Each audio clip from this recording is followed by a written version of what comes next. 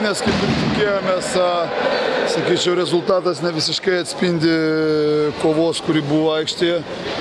Mums pasisekė, kad šiandien, sakykime, pataikėm ant Utenos Juventuso blogos dienos, kas liečia metimus iš toli. Aišku, tai buvo forsuoti metimai, sakykime, momentais buvo nebloga mūsų gynyba, bet yra daug dalykų, kurie mane neramina. Pavyzdžiui, kova po lentomis, neturėdami ūgio persvaros 18 kamuolių puolime, tai yra nedovanotinai daug ir mes vėl matome, ant ko mums reikia dirbti ir ką reikia tobulinti. O šiaip sakau, sveikinu savo vyrus su gera pergalė, nes visi puikiai žino, kad niekam nėra lengva žaisti su Juventuso salė.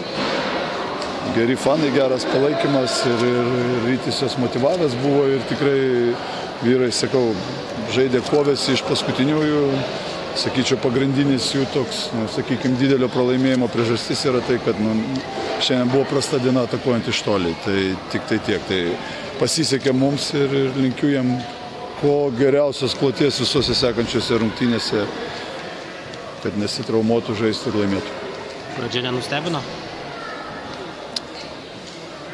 Kaip čia pasakius, pradžia yra pradžia, aišku, natūralu, kiekvienas treneris nesitikė pradžios 7-0, bet ar ten 6-0, bet gavosi kaip gavosi. Faktas tas, kad mes kalom visą laiką savo žaidėjams, kad negalima duoti forų niekam, nes nežinia, kaip tas foras pasisuks.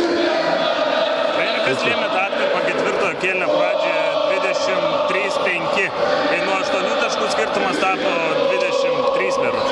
Sakau, mes gerai pataikėm, gerai apsigynėm, momentais užpuolėm ant greito keletą lengvų metimų ir tas lėmė, gal sakyčiau, Utena truputėlį momentai žaidėjai paforsavo, per greitai norėjo atžaidinėti atgal ir tas mums išėjo į nalą.